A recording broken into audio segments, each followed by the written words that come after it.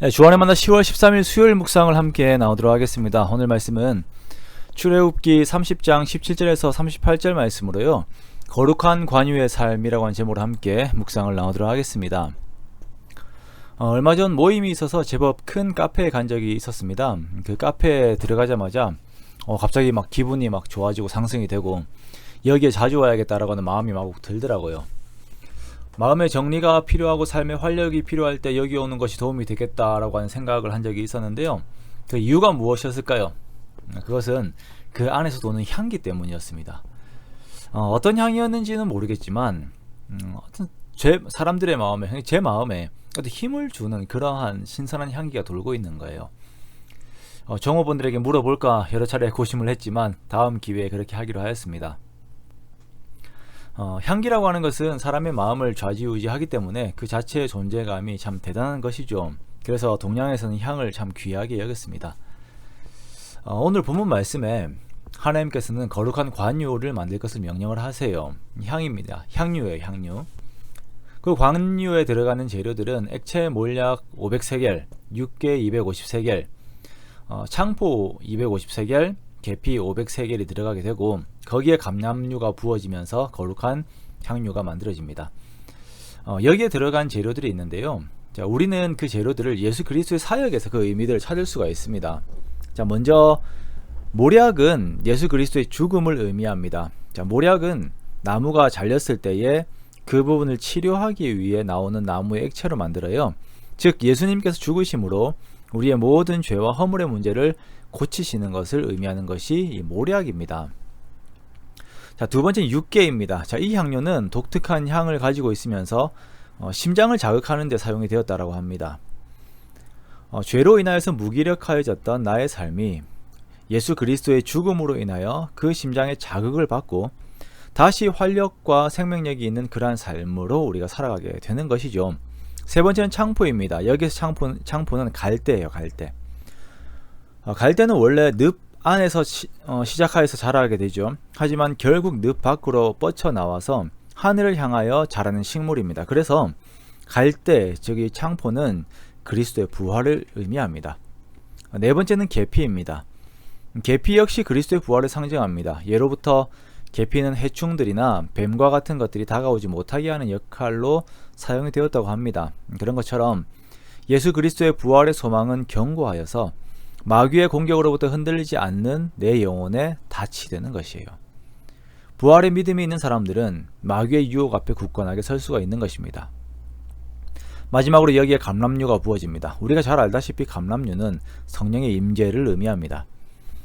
예수 그리스도의 죽으심과 부활에 대한 지식에 하나님의 영이 함께 하실 때에 그의 지배를 받는 삶이 바로 거룩한 삶, 거룩한 향기를 드러내는 그런 삶을 살게 되는 것입니다.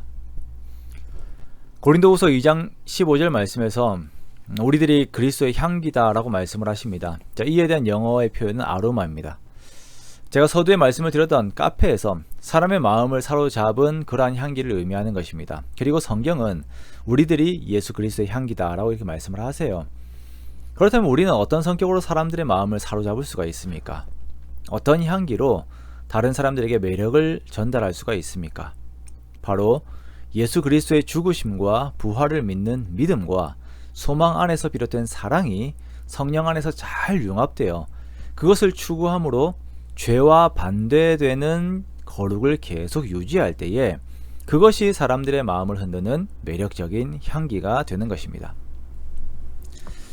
제가 개인적으로 정말 고민이 되면서 머릿속을 떠나지 않는 내면의 질문이 있습니다. 그것은 내가 과연 그리스도인이라고 하는 하나님의 사람이라고 하는 그 면모가 나에게 드러나고 있는가?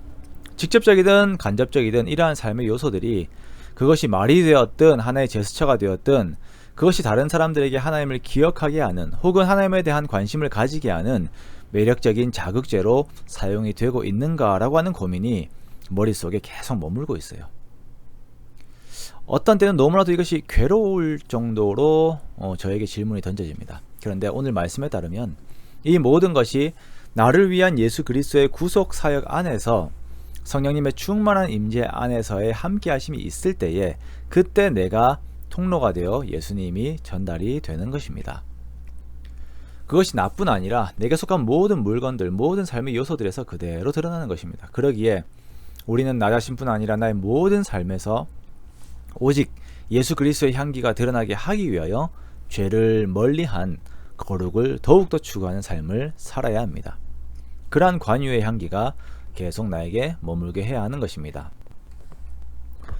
오늘 본문 32절에서는 하나님께서 하나의 경고를 하십니다. 자, 이 방법대로 이와 같은 것들을 만들지 말라. 이것은 용도 외에는 사용을 하지 말 것을 말씀하시는 것과 함께 인간적인 방법으로 예수님의 사역의 공로와 능력들과 결과들을 흉내내지 말 것을 경고하시는 것입니다. 사람들이 자기 은사로 예수님을 흉내내려고 합니다. 돈으로 성령의 능력을 흉내를 내려고 하죠. 성령의 능력은 성당의 화려한 벽화와 음악, 그 분위기에서 나오는 것이 아니에요. 우리가 절대 착각해서 안 됩니다. 오직 삶 속에서의 죄를 멀리하고 하나님만 더욱 추구하는 구별된 거룩의 삶에서 성령님의 능력이 나오는 것입니다. 그런데 좋은 모임, 개인의 좋은 언변과 같은 것으로 어떤 때는 돈이 많은 사람들의 선물 공세와 같은 것으로 만들어지는 그 좋은 어떤 분위기들이 마치 성령께서 주시는 충만함인 것처럼 착각을 하면서 가짜 향을 만들어낼 때들이 있는 것입니다. 그러면 거룩의 순수함이 사라지고 점점 가짜의 썩은 향이 드러나게 돼요. 그러므로 우리는 항상 정직해야 하고 또한 깨어 분별해야 합니다. 성령님께서만 주실 수 있는 향기와 비슷하게 만들려고 노력을 할 수 있을지 몰라도 절대 똑같을 수가 없습니다. 우리는 그러한 교만한 시도를 하지 않아야 합니다. 우리는 모두가 거룩한 관유의 삶을 살아야 합니다. 이러한 삶은 내 삶의 모든 요소들에서도 동일하게 그 거룩이 표현되어야 합니다. 버려야 할 것들은 버리십시오. 그리고 추구해야 할 것들은 더욱 추구하십시오. 그리하여 우리의 모든 생각과 말과 행동에 온전한 관유가 부어져서 그에서 나오는 향기가 매력이 되어 사람들에게 먼저는 내가 예수님의 제자가 되는 것을 드러내고 그리고 그 향기의 근원이 되시는 예수님을 드러내는 저와 여러분의 귀한 삶이 되시기를 주님의 이름으로 축원합니다.